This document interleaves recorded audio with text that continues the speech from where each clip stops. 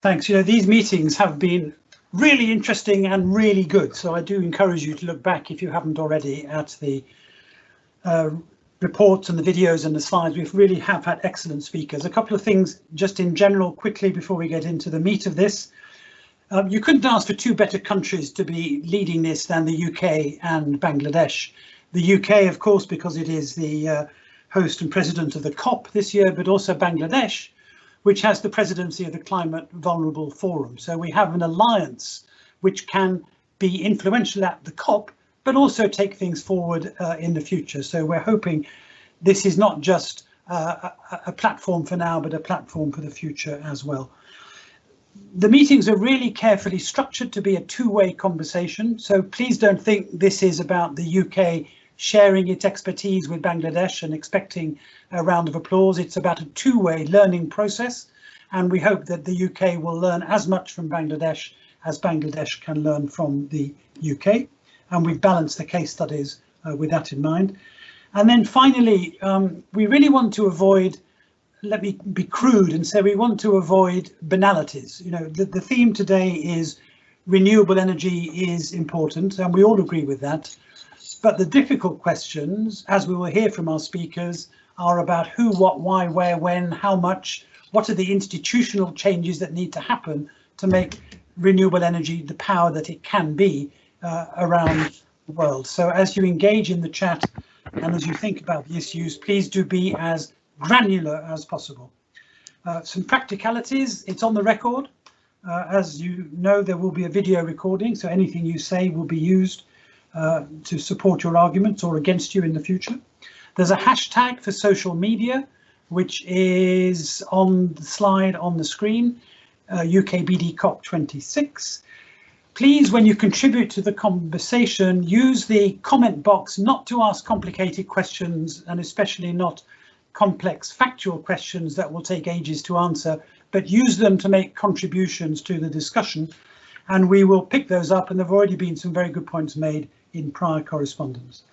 There will be, of course, a report after the meeting, and I think that's all I need to say at this point. So let me hand over to the High Commissioner, Mr. Chatterton-Dixon. Thank you very much for doing this, and we look forward to your remarks and to you introducing our two speakers. Great. Well, thank you very much. It's a huge pleasure to be doing this, and I think this is a really excellent forum, and I'm very grateful to everyone who has been involved in pulling it together. It's a great pleasure to be introducing our speakers this evening, both of whom I know are experts in the field. Clean energy is obviously incredibly important. It's the key to the future in terms of tackling climate change, but it's incredibly complicated because we know that there's very difficult economic issues wrapped up in this, and there are particular issues in Bangladesh where actually the immediate power problem is one of overcapacity, which raises all sorts of financial issues. And which pose some specific challenges of their own in terms of the transition from a coal-fired future or a carbon future to a renewable future.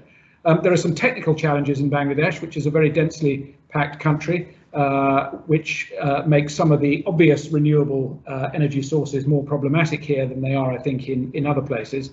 And that means I think it's very useful this evening to have the opportunity to focus on not so much the why, because we all understand that, but there are some big questions around the how, around how we tackle the high cost of capital, the fragmented financial support that's available, the limited amount of land available for anything in Bangladesh, including renewable energy, and how we integrate renewable energy sources within an existing grid infrastructure, which is now very comprehensive, but which has some issues around capacity and vulnerability. So it's very good to be hearing from both of our speakers, who I think are very complementary, because Ken O'Flaherty, as the UK COP26 ambassador for Asia, has been developing a real expertise in these issues and has been discussing them with a wide range of countries, so is very familiar with the particular challenges that this transition presents for countries across Asia, including, of course, Bangladesh. So very much looking forward to hearing from Ken. And I'm also really delighted that we're able to welcome Dr. Ahmad Kaikaus. I first met Dr. Kaikaus a couple of years ago when I first arrived in Bangladesh, when he was the Power Secretary. And I was very struck at the time by the authority that he brought to that office. And since then, he's been promoted even further and is now the Principal Secretary to the Honourable Prime Minister. So he's very close to the seat of ultimate power in Bangladesh. So he brings that perspective as well as that of a real expert in everything to do with the power sector in Bangladesh. So without more ado from me, I would like to hand back to you, Simon, to moderate the inputs from our two very distinguished speakers. Thank you very much. Very good.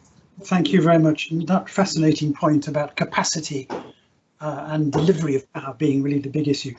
Fine, let's start then, if we may, with Ken, Regional Ambassador to the Asia Pacific and South Asia for COP26. Ken. Great. Thank you very much, and thank you to the organisers for the event today. So world leaders will meet together in Glasgow in November at the COP26 summit, as we've heard.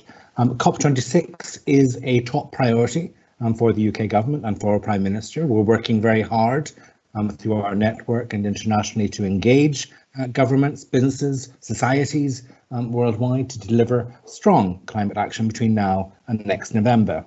The challenge before us is clear. Without urgent action, we will not be able to keep climate change to 1.5 or even 2 degrees Celsius, and the consequences of such a failure will be dire. The IEA has assessed that if we are to meet the goals of the Paris Agreement, the global transition to clean power needs to progress between 4 and 6 times faster than at present. That's why the energy transition is one of the key campaigns that we are running as COP26 presidency, and it's a key focus of our work, including my own engagement across Asia. I'd say that the campaign is particularly important in Asia, given Asia's role as the driver of the global economy and the large pipeline of fossil fuel and particularly coal projects across the region, including here in Bangladesh. Now, in Bangladesh, as elsewhere, governments are of course working hard to respond to the ongoing COVID-19 crisis. But we are clear that there is now a once-in-a-generation opportunity to build back better from the COVID pandemic. As governments worldwide move to restart growth and boost their economies, they will be enacting major economic stimulus packages to create jobs and protect livelihoods. We strongly support the message from the UN Secretary General that governments must take this opportunity to deliver a clean, green and resilient recovery. Economic stimulus packages should be targeted towards the green tech and the renewable sector. And quite apart from the climate benefits, which I hope we all recognise, there are several other compelling reasons for this.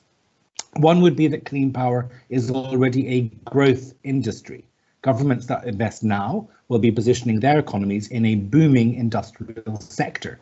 That will then position them at the forefront of the most innovative economies worldwide, whereas failing to take this opportunity will risk them losing competitive advantage. Governments will also be supporting jobs because renewables or other investment in renewables has been shown to deliver substantially more jobs than in the fossil fuel sector, more than 50% than coal. IRENA reports that boosting investment in renewables would increase jobs in the sector to 42 million globally by 2050, 4 times more than today. Such an investment plan would result in 7 million more jobs economy-wide than under the current trajectory, even if we factor in losses in fossil fuel jobs. Another factor would be that governments across Asia, including in Bangladesh, also need to respond to growing concerns around health. Now, clean power is good for public health. There are more than 800,000 deaths every year globally from the pollution generated by burning coal. Low carbon investment can create, in some cases, savings worth up to 8 times more than the actual cost of the investments as a result of fewer negative health and environmental impact.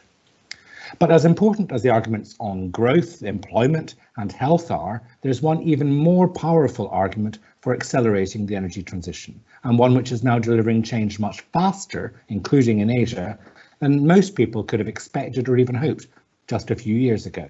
That argument is cost.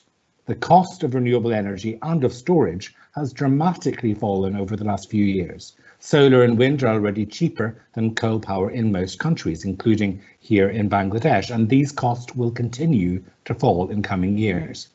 Carbon Tracker has assessed that very soon, perhaps as early as this year for some countries, it will become cheaper to build new renewable energy facilities than to run existing coal plants.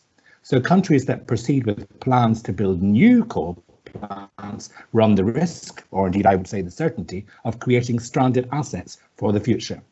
So it's no surprise that investors are changing their posture and avoiding new investments in coal. Coal is now a doomed industry.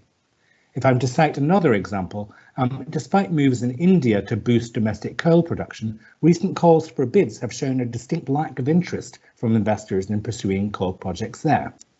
Instead, India is a world leader in renewables, with booming investment in solar in particular, and the recent lockdown in India saw renewables deliver an unprecedented share in Indian power generation, whereas coal shrank to its lowest levels in living memory.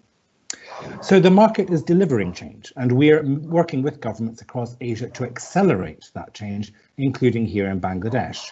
As we've heard, the UK and Bangladesh are long-standing partners, in particular on low carbon growth, sustainability and climate change, and the UK is keen to help our partners in Bangladesh reap the economic benefits of a low carbon future. We've been supporting renewable energy in Bangladesh through the Providing Clean Energy to Rural Poor programme, which has reached 4.3 million people with increased access to solar energy. And we want to build on this by helping to increase on-grid renewable energy. At a global scale, the UK has doubled its spending on international climate change projects to £11.6 billion between now and 2026, which will include projects across Southeast Asia and Bangladesh. Our Green Recovery Challenge Fund is already supporting work on zero-emission vehicles in Bangladesh, and other programmes are now in the final stages of approval. We also want to support Bangladesh in realising the opportunities of a clean energy transition. As COP26 presidency, we are convening the COP26 Energy Transition Council to bring together countries that have energy transition needs and the international actors that can help them to enable an effective dialogue to find solutions on delivering a faster transition. We very much welcome Bangladesh's participation in the Energy Transition Council and the Asia Clean Energy Dialogue. Now, we've been pleased to see countries across Asia set new net zero targets in recent months, including Nepal, the Maldives and Laos. We very much welcomed the recent announcement of a coal moratorium in Pakistan and also in the Philippines. And we very much hope that Bangladesh, given its strong reputation for climate leadership, will soon join other countries in the region in making similar announcements. As private capital is moving away from coal, we're also working to build pressure on those governments, notably Japan, South Korea and China, which continue to support new coal projects overseas. We have underlined to them that new coal projects are not compatible with international Paris commitments, and they are not in the economic interests of the countries which they are purported to be supporting. Such support should end now. We know that the countries concerned are increasingly aware of the damage that coal support is doing to their international reputation. Japan announced in July they would tighten their criteria for coal financing overseas, and we continue to press them to end such financing entirely before November and COP26, in line, of course, with their welcome recent net zero announcement. So all of this means there will be a sharp and irreversible move away from coal and towards renewables across Asia in coming years. We are working with the Asian Development Bank and ASEAN to ensure that governments have support they need to manage that transition. But we're also clear this is not an area where governments or multilateral development banks can provide everything that's needed. It's clear private investment will be essential to deliver the energy demands of the growth-intensive Asian economies over the next decade. We expect Asia to continue to drive the global economy in the year ahead, and that will mean renewable energy will continue to be a growth sector across the region. That presents real opportunities for investors, which we're encouraging them to seize. And quite apart from the economic incentives, we see that investors are keener than ever to support international action against climate change, which is something that shareholders, clients and employees increasingly demand. Finally, I'd like to say that despite the benefits of decarbonisation, the world is not yet on track to meet the commitments of the Paris Agreement. So that's why the next 5 years will be critical for enhanced climate action. We must work together to overcome this challenge, and that's why our COP26 presidency is stressing international collaboration to deliver a clean, green and resilient recovery. Thank you very much. Well, that was very interesting and could not be more of a challenge to all of us. So thank you very much for that. Ken, let's now go to Mr. Ahmad Kaikaus to perhaps give his own thoughts and maybe respond.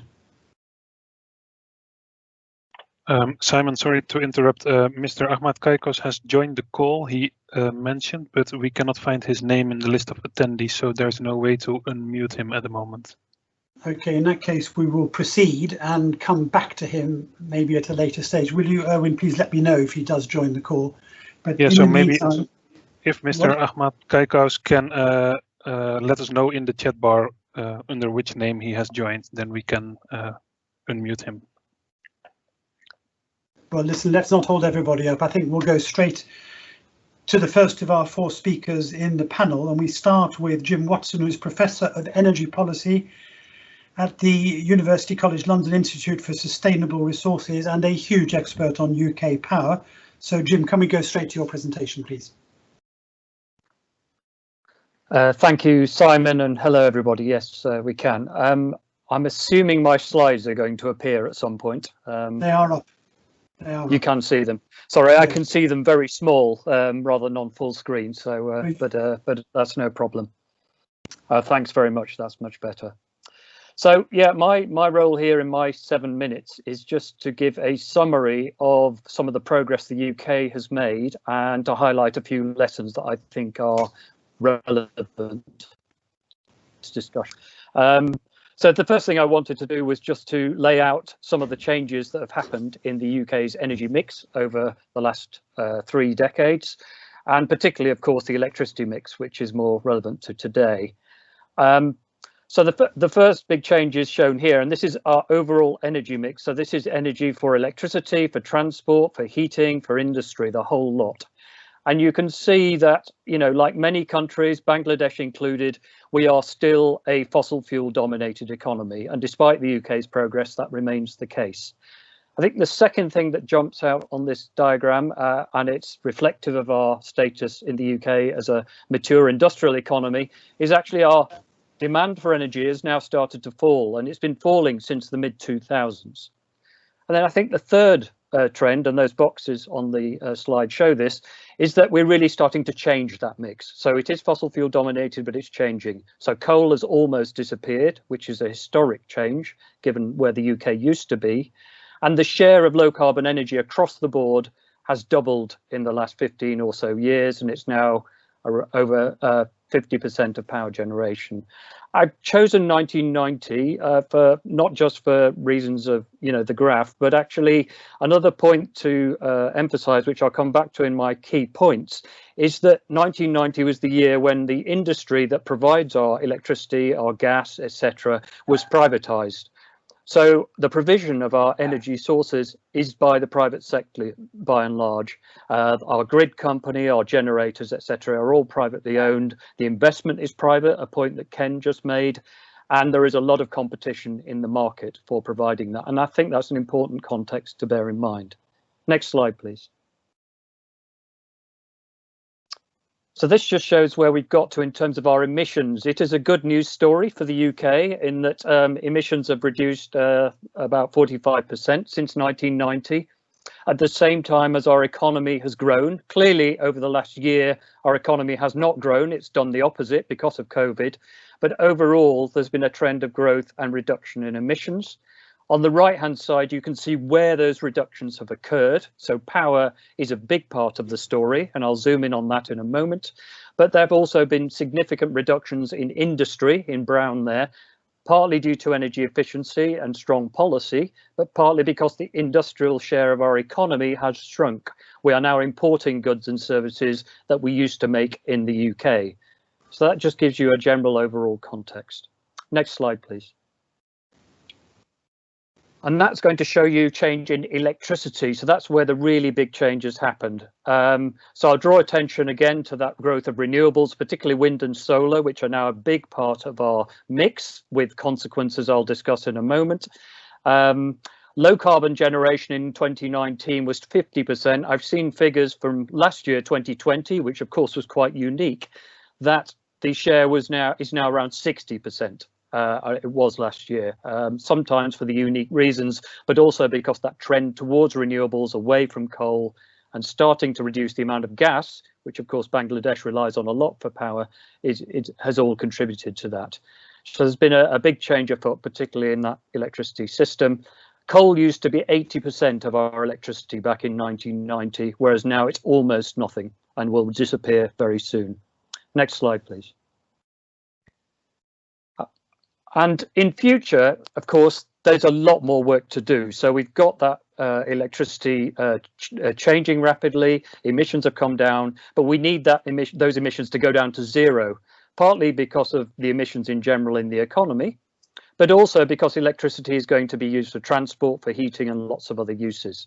This is just one view about how we do that from our official government advisors, the Climate Change Committee, showing a mix of variable renewables, that's wind and solar, that's the big wedge, partly due to the cost reductions that we've seen, and then some other contributions, perhaps from things like nuclear, hydrogen, possibly fossil fuels with carbon capture and storage, if the cost can come down. But the question that I really wanted to address with this slide is how are we going to manage that system? It's a very different system to the one from the 20th century, where it was dominated by large power stations. One is by having flexible generation, and that's in orange there. So power stations that can change their output on a minute-to-minute basis to balance changes in the wind and the sun. Can you just animate the next picture, please? The second is interconnectors. We are connecting our system more and more to our neighbouring countries. Despite having left the EU, we're still connecting more to them in terms of electricity and gas. So our interconnections between us and other countries is set to double over the next few years. We've just had another link to France open a few days ago. Next animation, please. A third element is flexible demand. We've been doing this for a long, long time in industry, but actually it's now possible to do it in homes. So companies like Octopus have now tariffs that people can flex their demand, get rewarded for it, and that can help to balance supply and demand across the whole system using digital technologies. And then storage. Lots of people talking about this. That's our biggest storage site for electricity in the UK, opened last November. It's still small in system terms, but it can help with that process. Okay, next slide, please. I think I'm on my summary. So here is my summary of lessons. So first is our history really matters, and it does limit the extent to which you can learn lessons. So the important point is coal-fired power generation in the UK has been declining for a long, long time. The peak in coal use across our economy was many decades ago, and it's been declining, partly for economic reasons. Our coal was very, very expensive, and political reasons, again, I can go into in questions if you want. When we privatised our system, that did not deliver decarbonisation. It delivered a different system, it delivered investment, but we needed strong climate policy to get that system to start going low carbon, as I've demonstrated. The growth of renewables has been controversial. There's been concerns at every step of the way about intermittency and reliability and grid integration. But you know what? We've solved the problems as we've gone along. And our national grid company, especially last year under COVID, have really had to deal with those problems much earlier than they ever expected because of the reduction in demand. But our lights have stayed on. We've got a reliable and a decarbonising system. So we've shown that we can integrate large shares of renewables. Countries like Denmark and Ireland are also shown the same thing. But we need a much more flexible system, and that comes again back to this role for policy. If you don't have the right policy framework in place, you're going to have a renewable system that's much more expensive than you would otherwise. So getting those policies right is absolutely essential. I'll leave it there. Thank you. Thanks very much, Jim. Mr. Kaikaus has joined. I'm going to call him in a second. But just before you leave us, that last bullet is kind of the meat of it. So just give us a couple of sentences on what reforms to the policy and regulatory framework you have your eye on. Well, in a sense, we've been through sort of one wave of big reform, which is support for low carbon technologies. Because they were more expensive, things like offshore wind and solar needed subsidies, they needed contracts, and they were partly paid for by consumers through their bills and not just by the developers. But now we need another wave of reform to encourage the investment in those sources of flexibility. So, for example, to get more investment in those interconnectors, more incentives to storage, more incentives for householders and businesses to operate their demand flexibly and get rewarded for it, and to integrate things like electric vehicles. So we're now in a sort of third wave of privatisation reform, as the World Bank sometimes puts it, is to somehow, reform our structures, harness the benefits of having this competitive market we got, but actually allow it to meet the climate goals as well as doing it cost effectively.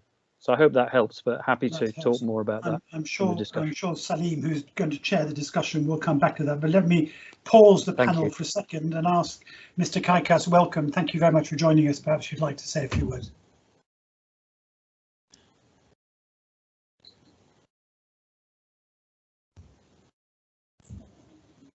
Mr. Kaikaus, are you there? Erwin, shall we carry on? Mr. Kaikaus has joined and he should be able now to unmute himself and turn on his video. We'll give him 30 seconds and otherwise we'll come back in a second.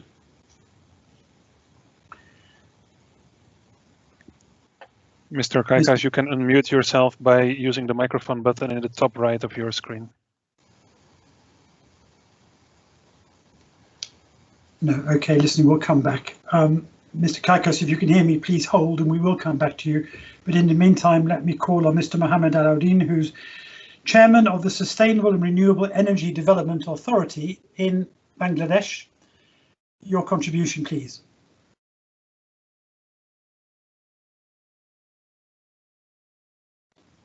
Mr. Alauddin, can you hear us? Yes. So thank you so much. Honorable Principal Secretary to the Honorable Prime Minister Dr. Ahmad Kaikaus, His Excellency Robert Chatterton Dixon, distinguished audience. So I welcome you all to this session. So my name is Mohammad Alauddin. I'm the Chairman of Sustainable and Renewable Energy Development Authority, for short SREDA. So the mandate of SREDA is to promote renewable energy and energy efficiency measures, and which ultimately contributes to us addressing the climate change, I mean reduction of GHG emissions. So the establishment of SREDA is the manifestation of government's intention towards sustainable energy. So today our topic is clean energy. When we talk about clean energy, we basically mean renewable energy and energy efficiency. In Bangladesh, the share of renewable energy in the power mix is right at the moment 3.25%.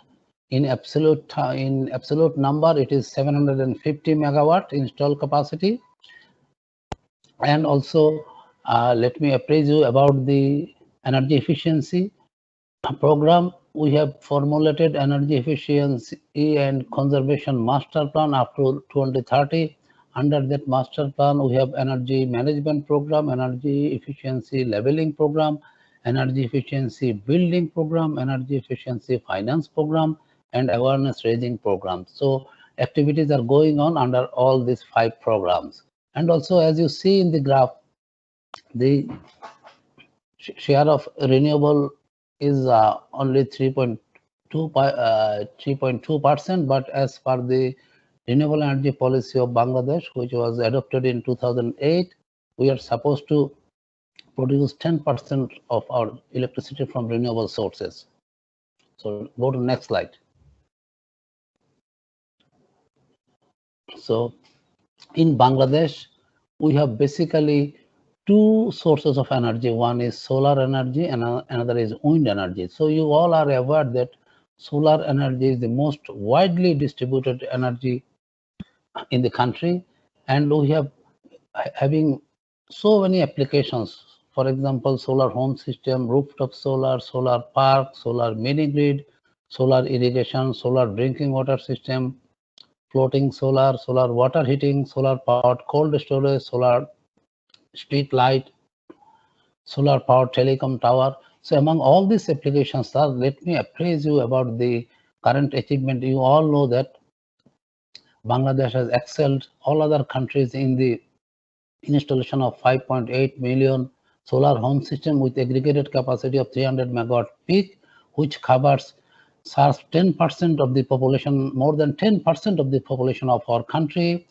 As on today, we have installed 7 solar parks with aggregated capacity of 175 megawatt peak, and also we have installed more than 2,000 solar irrigation system with aggregated capacity of 47 megawatt, and also we have 26 solar mini grid with the aggregate capacity of around 5 megawatt. producing grid quality power in the rural areas. But one thing is important, you all know the focus of today's session is investment. For investment to happen, we need business cases. We have found business case in rooftop solar under net metering scheme. So, and also our emerging opportunity we see in the floating solar, as Bangladesh is a riverine country with huge water bodies. So go to next slide. Please move on to next slide. So just to appraise you about the rooftop solar. So in industrial and for industrial and commercial consumers, we see a clear business case. Say for example, if you have one industry or commercial installation with rooftop space of 500 square meter, you can install 60 kilowatt peak of solar system. And per unit per watt peak cost is around Bangladeshi taka 50 taka, and also during your lifetime this can reduce 620 ton of GHG, and also as on today total 1220 rooftop solar system under net metering scheme has been installed with total capacity of 18 megawatt. So here we see a clear business case which I will explain in the next slide. Good. Just another couple of 2-3 minutes, please, Mr. Alauddin. So should I hold on? No, just carry on, but perhaps accelerate a bit, because 2 or 3 minutes max. Please. So let me explain. For example, let us take the case of a OPEX model. By the OPEX model is this: you think that you are a industry owner, or you are the owner of a commercial installation. So it is most likely that you don't have expertise in rooftop solar installation. So that's why you have allowed the third party, I mean the ESCO, energy service company or EPC, to come in and invest in your roof. So let's say if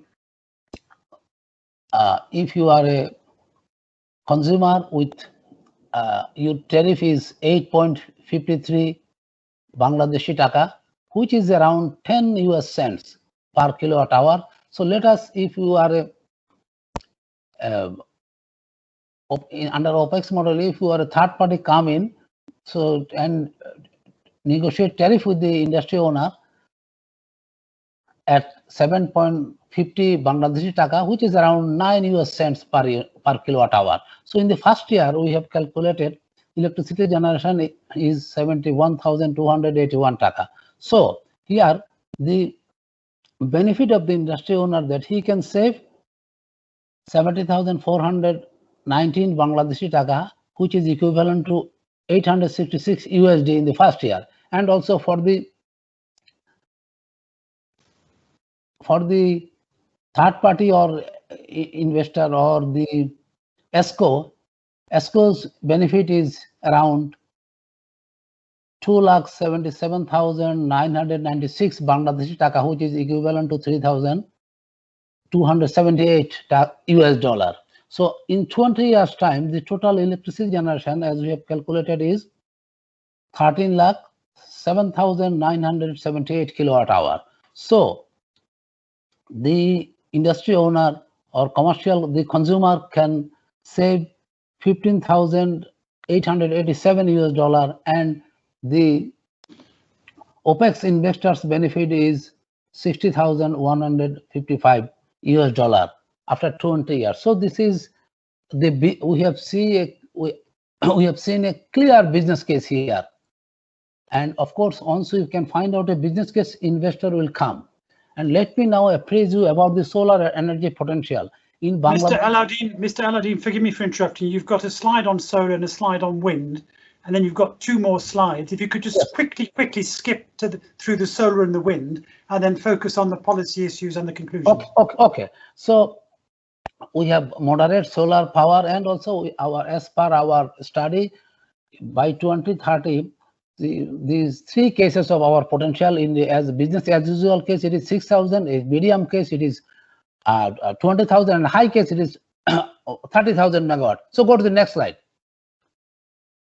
Go to the next slide. Please move on to the next slide. So the component of, okay. So our wind also, we have moderate wind as per our estimation. Theoretically, it is possible to generate even 20,000 megawatt from wind, but still the current achievement is only 2.9 megawatt, and also 150 megawatt is in the pipeline. So the policy landscape consists of, I've covered this. Sorry, yes. So now let me apprise you about the policy landscape. The BERC Act 2003, Quick Enhancement of Electricity and Energy Supply Special Provision Act 2010, SREDA Act 2012, BEPRC Act 2015, and Private Sector Power Generation Policy of Bangladesh 1996, Renewable Energy Policy of Bangladesh 2008, Policy Guideline for SPP in Private Sector 2008, BCC SAP 2009, Nationally Determined Contribution of Bangladesh NDC PSMP 2016, and Met Metering Guidelines to 2018. So these are the policy landscape. Then the incentives for the investors are, they are exempted from corporate income tax. Foreigners are exempted from income tax for 3 years since their arrival, tax exemption on interest and foreign loans, tax exemption on royalties, technical know-how and technical assistance fees, exemption of import tax, VAT and supplementary duties on 16 items of solar panel. So in a nutshell, these are the policy landscape and incentives. So can we move on to the next slide? So the still Bangladesh faces huge challenge because as we are focusing on two sources, solar and wind. So for solar, the scarcity of land poses a huge challenge. Also, still we are yet to prepare a comprehensive road RE map. We have only just solar resource. We have some statistics, and for wind we have some statistics, but for when it comes to other total renewable energy resources, we are still waiting for a comprehensive renewable energy roadmap. And also the renewable energy sources we are focusing on have the variability. So this is another challenge. To address the variability, we are in need of storage devices, which is still not affordable, and also limited institutional capacity, I mean the capacity constraint in both public and private sector. And also another challenge is quality assurance of the products and services. And the main challenge also, one of the main challenges is financing and investment in this sector, because for a scalable generation, we need investment. Okay, next slide. So according to International Renewable Energy, in last 10 years, a total of $3 trillion USD has been had already invested in renewable energy sector. Especially yearly investment is $329 billion US. But for renewable energy transition, it needs at least, the investment should be doubled at least for renewable energy transition. So in Bangladesh, we have invested in last 10 years around 800 million in renewable energy. And also while investment from development partners through each call remained 582 million USD.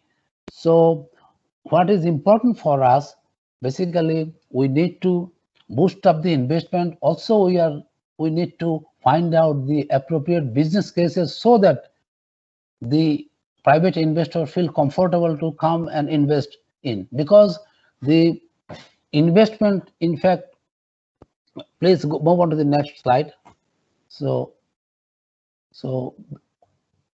please, I can't see the, so we need to increase the investment in clean energy, because investing in clean energy is basically investing in sustainable future. So thank you so much. Very, very interesting, and lots to discuss there, but I'm going to hold my questions because I'm keeping an eye on the clock and we need to move ahead quite quickly. Mr. Kaikaus, are you now available to speak to us? Yeah, I am. Thank you. Very good. Can you hear me? I can. Thank you very much. And over to you. All right. Thank you. I shall try to be very brief, but let me observe some protocol. His Excellency Robert Sheraton Dixon, High Commissioner of the United Kingdom in Bangladesh, Mr. Ken O'Flaherty, COP26 Regional Ambassador to Asia, Pacific and South Asia, distinguished panelists and ladies and gentlemen. Good evening. I'm delighted to join the UK-Bangladesh Climate Partnership Forum's today's event on clean energy organized by the High Commission of UK in Bangladesh to strengthen collaboration between the two countries to fight against the adverse impacts of climate change and to build momentum for a resilient world. I sincerely thank the High Commission for organizing this important event during this critical time of when COVID-19 pandemic and the climate emergency have brought together unprecedented challenges and immense threats to our very existence. Ladies and gentlemen, Bangladesh is the most vulnerable. I don't have to explain, but as you know, I just want to remind, is the most vulnerable countries to the adverse effects of the climate change in spite of being non-emitters and is constantly bearing the burden of incessant carbon emission. We are losing 1% of our GDP every year due to the adverse impacts of climate change. Furthermore, the outbreak of COVID-19 pandemic has brought severe impacts on life and livelihoods of the people as well as economy of Bangladesh. Despite many challenges, Bangladesh has made remarkable progress and has been playing a leading role in both adaptation and mitigation. I just want to reiterate that adaptation and mitigation is the center of our strategies in Bangladesh, because I think you know Bangladesh is a small country with a huge population, and our solar irradiance is comparatively, even if we compare with India, is less, and the land cost is very high. So solar is kind of expensive in Bangladesh. However, we think adaptation and mitigation could be a better way to deal with this. As you have seen Mr. Alauddin's presentation, we have been planning to scale up the rooftop. So although we don't have much land, we can easily use our roofs. So that is what we are focusing on, and we are trying to basically reduce subsidies in fossil fuel, and you know, on the other hand, increase subsidies on renewable energy, so that we can encourage the reduction of fossil fuels such as coal, and we can also encourage the introduction of renewable energy, which is basically we don't have any option.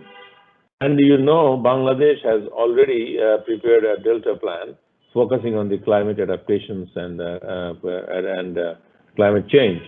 So we have focused, and I think I'd like to take this pride that Bangladesh is the first country among the LDCs to establish a climate change trust fund for from our own resources. Similarly, Bangladesh is also playing the presidency of the Climate Vulnerable Fund, which is Bangladesh is galvanizing and putting up a lot of ambitious goals how to reduce the global temperature. So coming back to the main point, I think I see that the anchor is kind of like impatient since probably we are running out of time. I just want to focus a few points, which is very important here. First, Bangladesh is a small country, resource poor country, and huge population, and our conventional renewable energy does not have the high potential in Bangladesh, such as solar, wind, as well as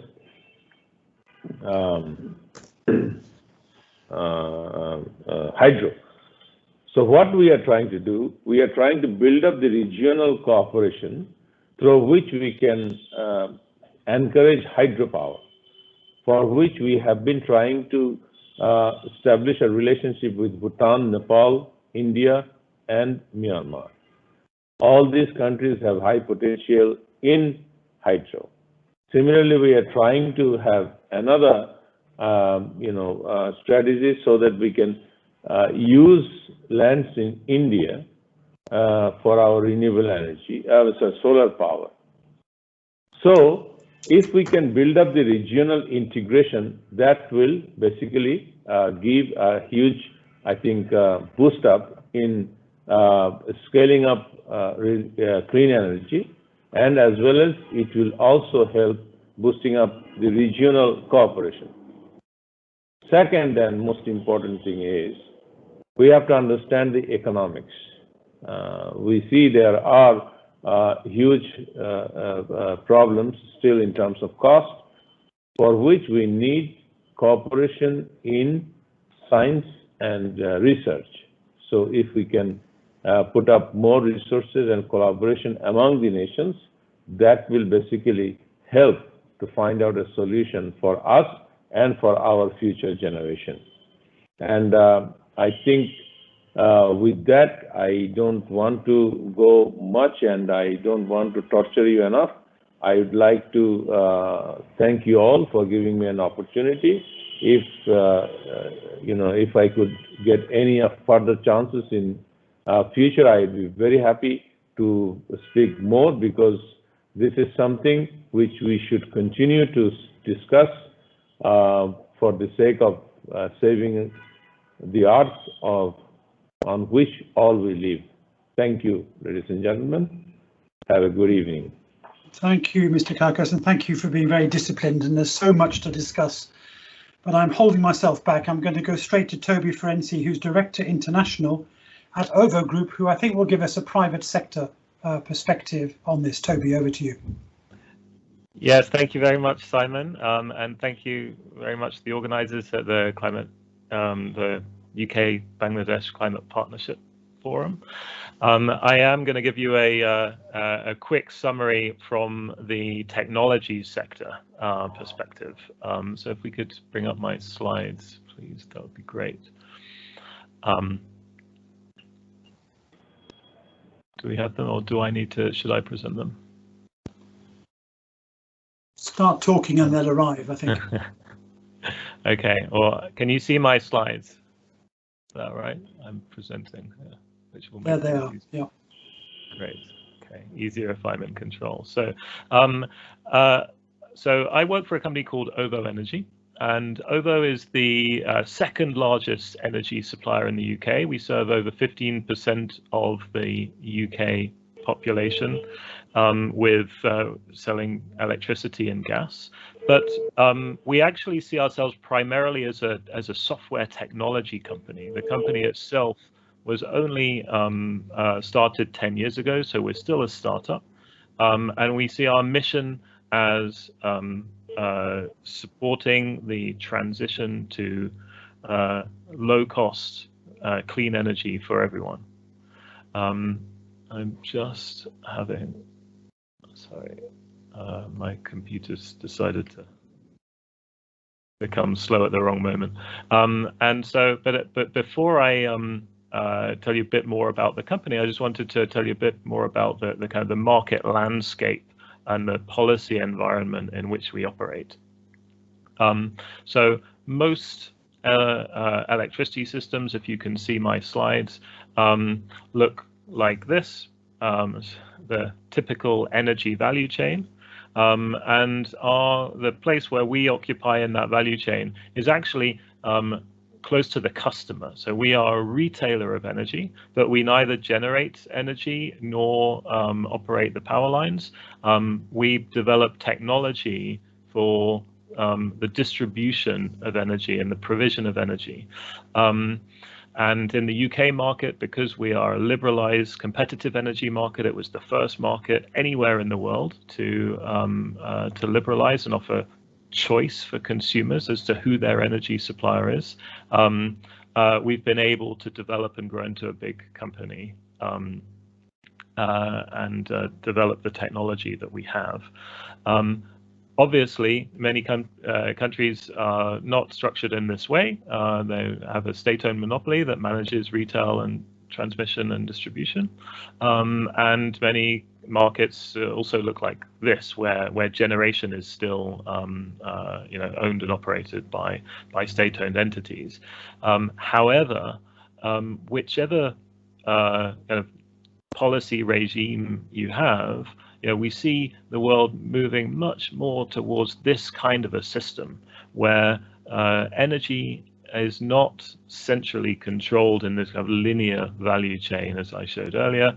We're actually moving to a distributed energy system where low-cost renewable energy is produced and connected to the grid at multiple levels, at the transmission level, the distribution level, and at the household level. And we're also seeing a radical shift in how energy is consumed and controlled on the load side. So the key point here is that renewable energy is falling, is becoming very low cost, and new technologies such as electric vehicles, battery storage, and smart metering is making the transition to a low or zero carbon society much lower cost than it was, and in fact, according to many analyses, is becoming kind of cheaper than continuing with the business as usual fossil fuel central generated paradigm. However, if you want to actually incentivize the private sector to come in and develop these new technologies and business models, we're not just talking about centrally managed investments in large scale generation, whether that's renewables or fossil fuels. This requires quite a subtle regime of policy incentives that drive the right behavior and drive intelligent use of the grid so as to avoid over-investing in the transmission system. Just to say, the world is a myriad of different regimes, but in general, we do see a trend in towards increasing market liberalization and competition in order to attract investment. As soon as you open the door to private investment, it is really important to get the incentives right that drive the right technologies and behaviors that result in the overall lowest cost system for end consumers. Otherwise, your consumers will end up bearing the price for technology that is inefficient or not needed. And so, this is where we see our role. We're building the technology and services to manage intelligent consumer demands, and we're building a software platform that is able to handle complex customer relationships that involve dozens of smart products in the home, millions of meter readings every year through the rise of smart metering, and millions and millions of different devices around the UK, including electric vehicles. And so we're actually structured now not just as an energy supplier, but we have a technology business which is starting to offer this technology to other national utilities in regulated and deregulated markets worldwide. This business actually has a separate brand called Kaluza. So I don't need to give you the history of the business as it's grown over the 10 years, but just to say that we've got to some scale now, serving close to 8 million accounts, and we're not just offering energy, we're also offering other products and services. So home installation. We install ourselves millions of smart meters every year, as well as batteries, and we have a big program in electric vehicles as well, because what we feel customers need is a partner that can help them participate and help them to invest in all of these smart technologies and make all of the complexity of the energy system manageable and investable. And our technology platform, this is a slide that just says it does two things. It first of all helps to enhance the customer proposition, so it makes attractive products for customers that they'll want to buy and invest in, and it also helps to reduce the costs of operations for the utility. So we actually use machine learning and artificial intelligence to manage a lot of the processes within an energy retailer to lower the cost of provision of that service, which then ends up in lower energy costs. And just very briefly, I'm just going to finish up now, but some examples of what this technology enables.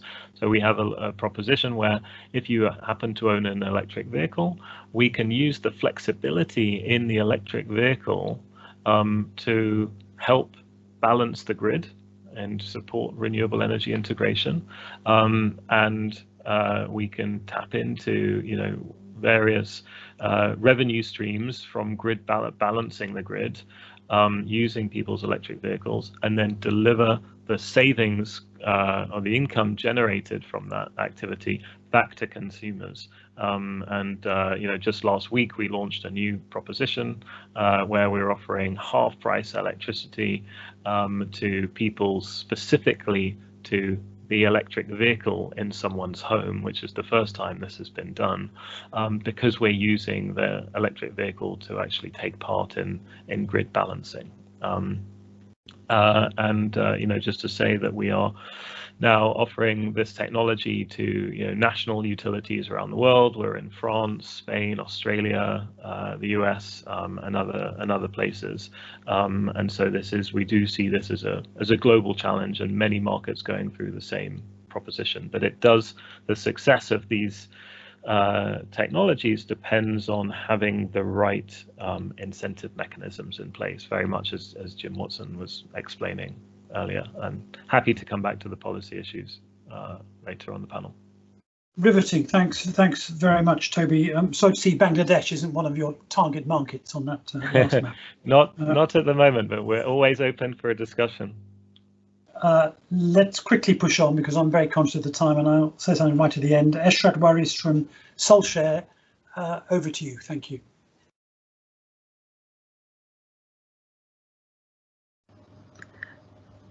Great. So are the slides coming in again, or should I just share my screen? The slides will come in, I think. Just carry on. Okay. Good evening, everyone. It's a great pleasure to be here today, and already Dr. Kaikaus and Mr. Alauddin have set the stage by providing you with a policy and a macro level overview of what is happening over here in Bangladesh. I'm going to center the conversation more in terms of what's happening, the opportunities that these policies have created for private sector players like Solshare here in Bangladesh. And it's quite interesting to see that there's quite a lot of overlap with what Toby just presented right now and what's happening here in our market. So if you could go to the next slide. Right. So Solshare is a sustainable energy infrastructure company where we focus primarily on building on the existing infrastructure that exists in Bangladesh.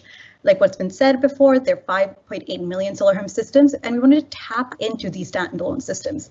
What we are doing is actually working with partners to interconnect these systems. As you can see in this GIF, there were households that were by themselves with systems, others don't have systems themselves, and there is differing power usage.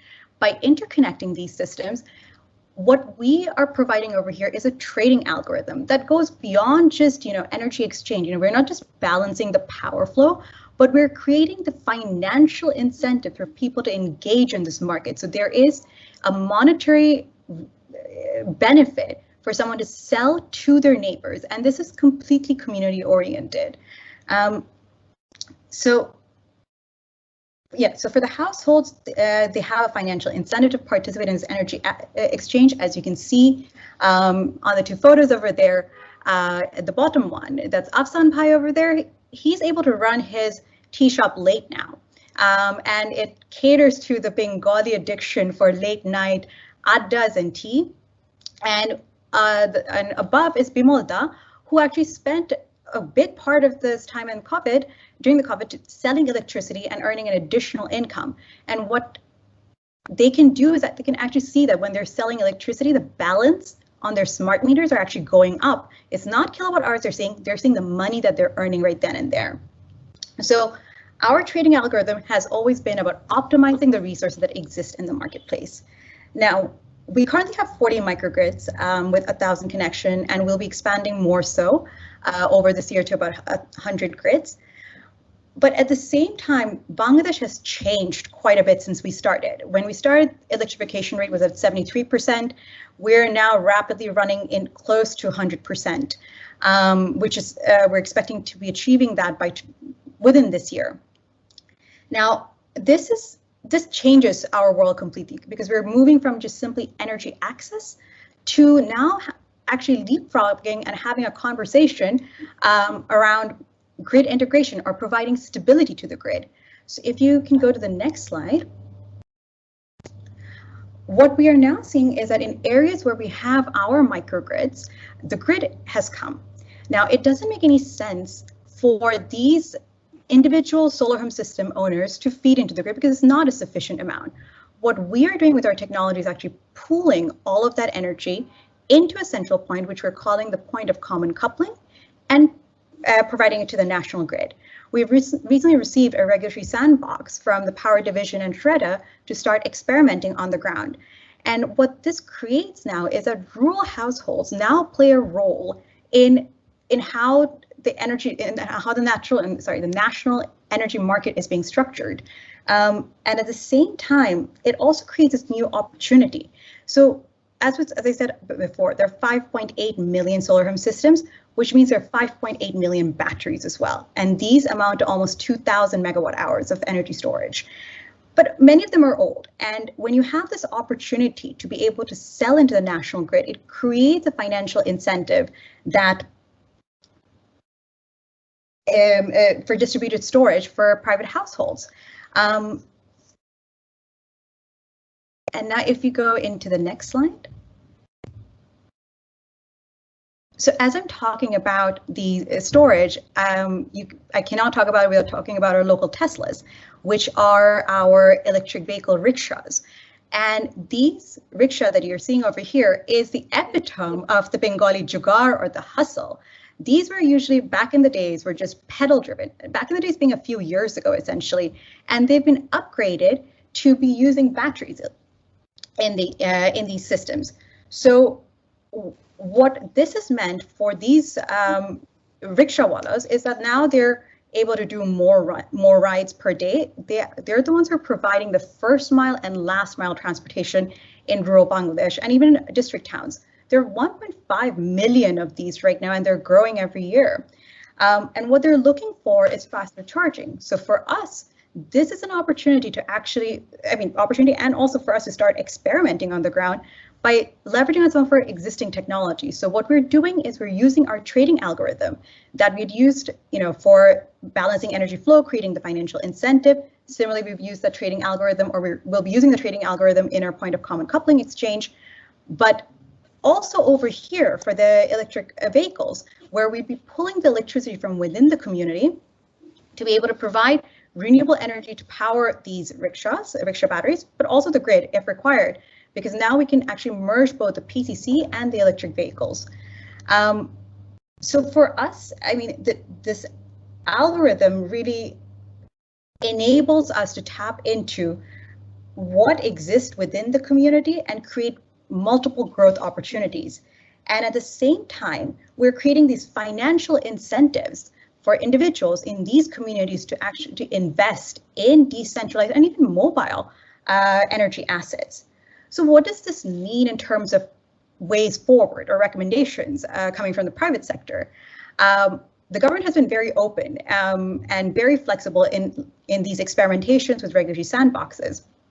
And right now, the sandbox allows customers to sell into the national grid. But with 5.8 million batteries on the other side, this also means that these batteries can provide as grid stability support. Now, obviously, many of these batteries are old, so there needs to be a financial incentive in place. But I think that having that support would definitely create that. And when we're talking about financial incentives, this brings me to my second point, which is storage. We're moving into a world where storage is absolutely critical. And to kickstart these financial incentives, it would be a two-pronged approach. One is looking at more R&D support into battery technology. So whether it is increasing their lifetime or reducing their cost. And the other side is actually supporting new battery technologies to gain a foothold here in Bangladesh's market. And finally, the recommendation would be, we should be preparing ourselves for an electric future. In Bangladesh, we've already we have these local Teslas that I've spoken of earlier, and we've actually started manufacturing. Well, we will start manufacturing from this year local electric vehicles, so sedans, SUVs, and with this push, I mean, our advisor for the private sector to the PM, he's been pushing Toyota to come in and manufacture electric vehicles. Given that, we need to be prepared for having smart EV infrastructure within the communities so that we can support an electric future. Thank you all for your time. I'm completely excited by all these presentations, including yours, Eshrat. I think I want a local Tesla in Brighton. Lots of things I want to say, but I won't say any of them because we want to have a discussion. Salim has been monitoring the chat and we'll pick up the issues that came in both before and during the session. So Salim, over to you. Thank you very much. I think we have a few minutes left to have a discussion, and the chat box has been quite active with a number of inputs. What I will do is I will invite people who've put in their chat box comments to perhaps maybe take a minute or so to share your comments aloud. I'll start with Mr. Mondal Alam from IFPRI. If you would like to unmute yourself and just share your comment for a minute or so. Mr. Alam, are you with us? Can you unmute yourself?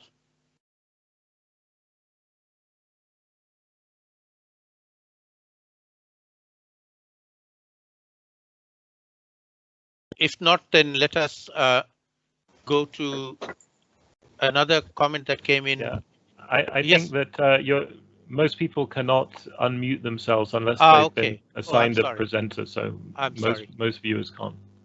Okay, thank you very much for that information. So let's take some of the discussions forward. So let me kick off the discussion with an observation from my side, which I am observing about the situation in Bangladesh on the energy side, and today's presentations have made that abundantly clear, which is that we have a very much of a top-down versus bottom-up approach in Bangladesh, both of which have been showing innovations and ways forward, and we need to be scaling them up and learning more in future going forward. And the last example from SolShare, which is a very innovative, successful solar energy company working in Bangladesh, one of many, in fact, is a good example. So I'd like to ask Toby, as our private sector participant from the UK, has any of this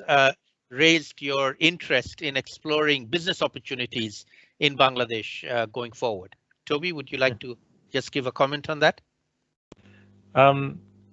Yes, thank you. I mean, I definitely see the opportunity for the private sector and companies like us to invest. As I said in the presentation, we're not focused on big infrastructure investments, although there are, I'm sure, many UK companies that would be interested, and particularly if they can get sight of long-term offtake agreements. From our side, when we provide software, you know, we would be interested in having a conversation with the grid operators, the nationalized energy retailers, providers of energy, to see if our software can help lower the cost of operation and help facilitate the integration of renewables and smart controls.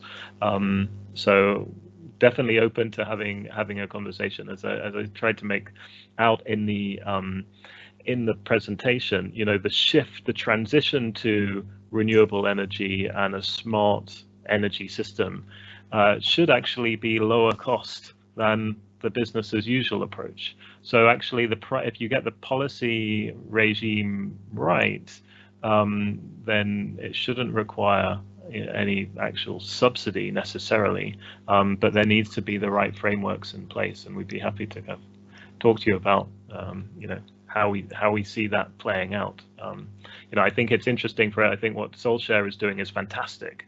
It's showing that you know, there is possible to innovate and develop fantastic new technologies. But I really wonder about, you know, what is the long-term prospect, given that you know, owning distribution lines is currently in the hands of the national utility as well as retailing energy. So what is the future role for companies like SolShare that want to develop these technologies at scale? Good question, but I think, you know, if you were to spend a little bit more time with companies like SolShare, you'll find a lot of opportunity here, Toby. So great. If I can, I'm looking forward to it. Suggest that that's a follow-up conversation to be had after this. I'm not sure how much time we have, Simon. Can we take another question or two? We have an hour and a half, don't we? So we have until half past. Okay. We have 10, 15 minutes. Okay. So let me take another question that's for Mr. Alauddin. That is from asking whether there is any plans for waste to energy in Bangladesh. Is that a SREDA relevant issue or not? I'm not quite sure. Mr. Alauddin, would you like to respond?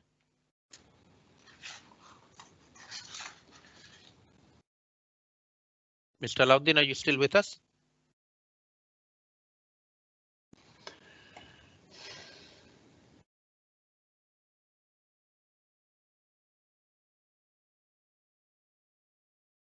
If not. Hello, can you hear me? Yes, please go ahead. Yes, the question of course, is, any plans for waste to energy? Is also an recently, BPDP has taken initiative to generate 40 megawatt from waste to energy project in Amin Bazar area with the help of the city corporation. City corporation will provide waste, and the project is under process of implementation. Is that just one example, or are there more than one? This is one example of utility scale waste to energy project. But still, it is the technology used here is basically incineration. And where is that going to be? Do you know where that will be? Hello? Oh, it is in the Amin Bazar under the Dhaka North City Corporation, because they have a waste dumping site at Amin Bazar under Dhaka North City Corporation. Very good. Thank you very much. Okay, you're welcome. Thank you. Let me ask a question to Eshrat Waris about the plans for SolShare going forward. Now that you've had quite a lot of experience in Bangladesh at the sort of, I would call it a medium scale energy company on your own, what do you think of the prospects in Bangladesh for investments in this sector going forward? Yes, sorry, I was on mute. No, there's plenty of opportunities in Bangladesh. I mean, I moved back to Bangladesh in 2014 because I realized that the unicorn is over here. This is what we call in Bangla the Shonar Horin. So the way I see it is that the government has actually been very positive and very open about wanting to integrate renewable energy.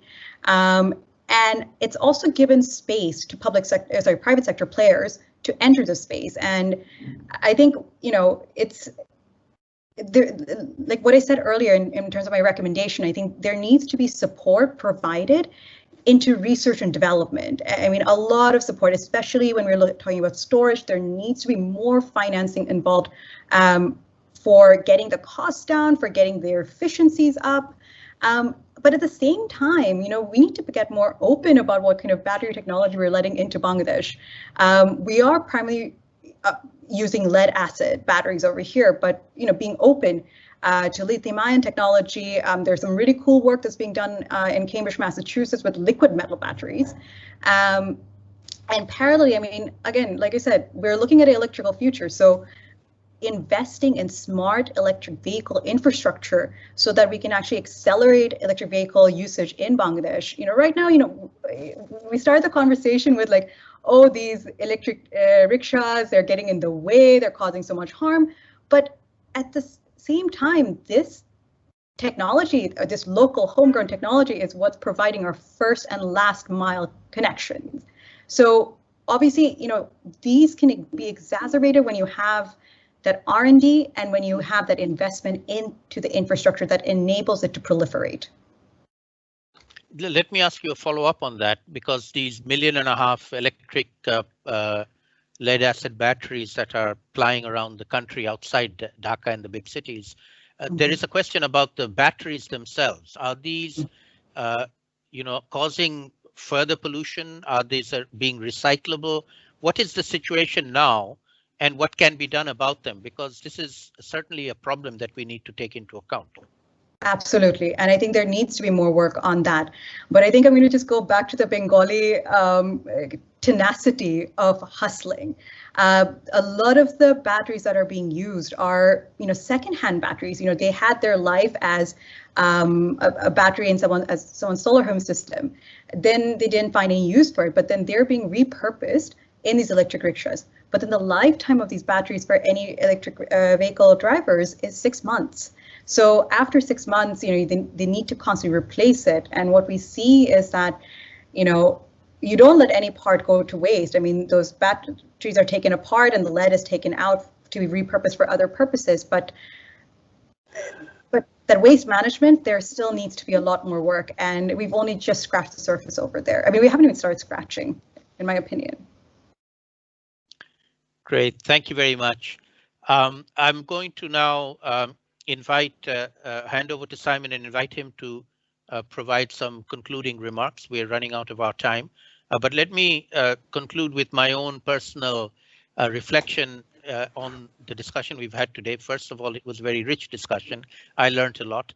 I'm not a clean energy person myself, so I'm always interested in learning the latest situation, and I certainly learned a lot. The second thing I think, and I think today's presentations represented that, and Eshrat just also reaffirmed it, is that Bangladesh is in a good space in terms of thinking about these things. We're doing experimentation, things are happening, innovation is taking place on the policy side, on the action side, in the private sector, in the public sector, and we're in a good space now in discussing all of these in, I think, a very positive manner. What is the future for Bangladesh hold? How do we go cleaner rather than depend on fossils increasingly for the future? And that is a good arena to be in, or a good situation to be in. The question now is, how do we take it forward in practical manner? And that is something there where I think that a UK-Bangladesh collaboration, particularly private sector collaboration, maybe expertise coming in. One area that I have a personal interest in exploring, which we didn't talk about much today, is looking at wind opportunities. Wind has not been exploited in Bangladesh, but the latest technology of wind, offshore wind in particular, I believe may have a potential for Bangladesh in a very significant manner. Obviously not immediately, but perhaps in the future, in the next 5 to 10 years, something worth investing in exploring at this point in time. So with that, let me thank everybody from my side and hand over to Simon to provide some concluding remarks from his side. Simon? Thanks very much. Important point about wind power. Look, I've got 6 points that I've taken away from this very fascinating discussion. I mean, it's amazing we managed to get through an hour and a half and nobody talked about nuclear and nobody raised the potential new coal mine in the Lake District in England. So we've had a very constructive session. Renewables are the future. I mean, nobody disagreed with that. And with Ken Flaherty's very strong statement at the beginning that coal is a doomed industry.